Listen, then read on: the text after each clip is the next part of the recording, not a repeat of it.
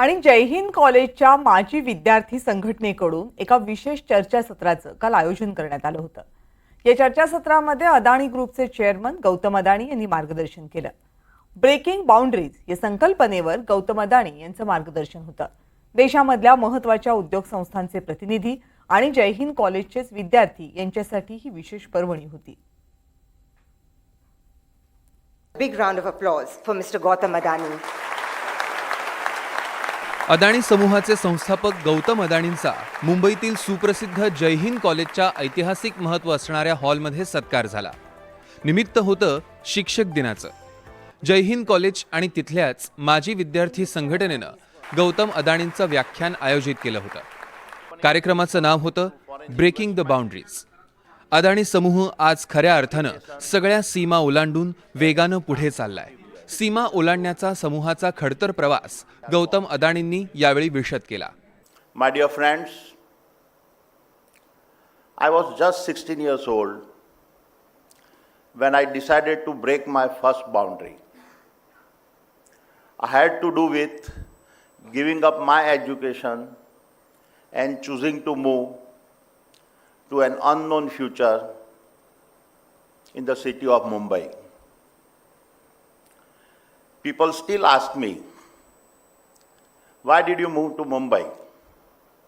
Why did you not complete your educations? The answer lies in the heart of every young dreamer who sees boundaries not as a barriers, but as challenges that test his courage. I was driven by a need to see if I had the courage to make a life for myself in the most happening city of our country. Gautam Adani जेव्हा त्यांचा प्रेरणादायी प्रवास उलगडून सांगत होते त्यावेळी त्यांनी सांगितलेल्या प्रत्येक प्रसंगाला सभागृहातून टाळ्यांचा गजर होत होता। यावेळी बोलताना अदानींनी भविष्यातील भारत कसा बलशाली होऊ शकेल याविषयीचं व्हिजन देखील मांडलं। Resilience is not about avoiding the falls. It is about rising stronger after every fall. It is about pushing through the impossible and emerging stronger on the other side. My dear friends, before I start wrapping up, I want to talk about the biggest boundary that we must all collectively break.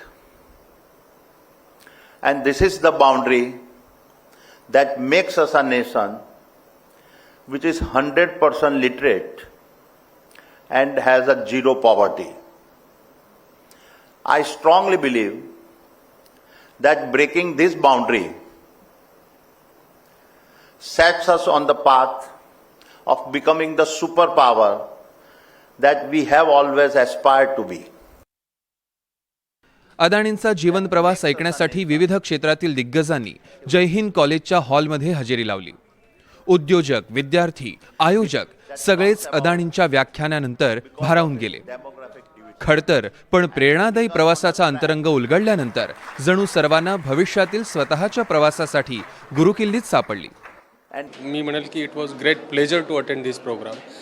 अडाणी सरांचे विचार ऐकणं, त्यांनी केलेली मेहनत, त्यांनी केलेल्या अडचणींवर मात हे खरंच खूप विजनरी होतं, खूप इन्स्पायरिंग होतं। आणि सरांनी जे सांगितलं की ब्रेकिंग बाउंड्रीज आपल्याला खूप मोठा विचार करायला पाहिजे। विचार का मोठा करायला पाहिजे तर स्वतःसाठी करायला पाहिजे, आपल्या समाजासाठी करायला पाहिजे आणि आपल्या देशासाठी करायला पाहिजे।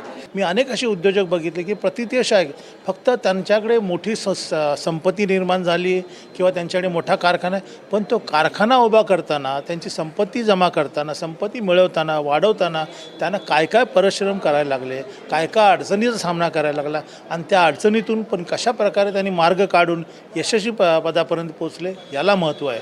आज उद्योजकांना या सर्व मार्गदर्शनाचा किंवा या उद्योजकांच्या पुढच्या वाटचालीसाठी खरोखरच हे आजचं त्यांचं भाषण मार्गदर्शक ठरणार आहे। बाउंड्रीज कब ब्रेक होती हैं? जब आप उसके बियॉन्ड सोचना शुरू करते हैं।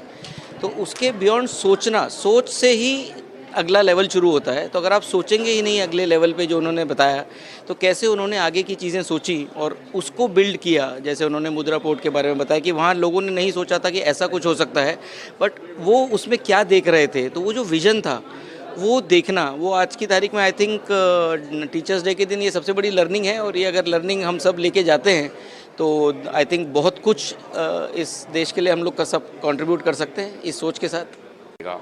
बिल्डिंगें बनती जाएंगी, गाड़ियाँ आती जाएंगी, लेकिन इकोलॉजी, एनवायरनमेंट सबके बारे में सोचना चाहिए। तो सस्टेनेबल सोचना बहुत इम्पॉर्टेंट है। एंड अदानी जी ने जो भी किया है, एनवायरनमेंट हो, पोर्ट्स हो, इंफ्रास्ट्रक्चर हो, एनवायरनमेंट को सोच के समझ के किया है। तो student So his speech was really inspiring. What he was talking was truly from his experiences. So it is very rare to see somebody who does not have a backing of a very strong family to come up and create a mammoth organization which is like countries within the country's top 5, and Adani has done that. व्याख्यान ज्यांच्यासाठी आयोजित करण्यात आलं त्या तरुणांनी कार्यक्रमाबाबत काय म्हटलंय पाहूया. खूप फोकस करत होते की 100% लिटरसी अँड 0% पॉवर्टी. अगर आपण हा विचार धरून पुढे चाललो तर आपला देश खूप पुढे जाईल, खूप प्रगती करेल आणि खूप सारे लोक अदानी सारखे खूप एंटरप्रेन्योर्स बनतील. लोगों से बात करते हैं, बहुत कुछ होता है सीखने के लिए, एंड कोई भी एक्सपीरियंस वेस्ट में नहीं जाता है कभी कभी. एंड उन सब की स्टोरीज सुन के खाली एक चीज़ सीखी है कि जो भी चैलेंज हो उसको पार करना है, डिटर्मिनेशन से देखना है. जय हिंद कॉलेजचे माजी विद्यार्थी संघटना आणि कॉलेज व्यवस्थापनानं या व्याख्यानानंतर नवीन उद्योजक घडतील असा विश्वास व्यक्त केला. या माणसांनी श्री गौतम अदानींनी वयाच्या 16व्या वर्षापासून जी सुरुवात केली, म्हणून त्यांना आम्ही रोल मॉडेल म्हणून आम्ही आमच्या मुलांना त्यांचं व्याख्यान ठेवलं, जेणेकरून आज आम्ही 7,400 विद्यार्थ्यांना आम्ही एज्युकेशन देतो.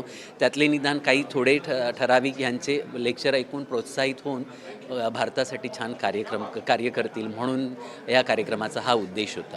बहुत ही रॉकिंग स्पीच थी.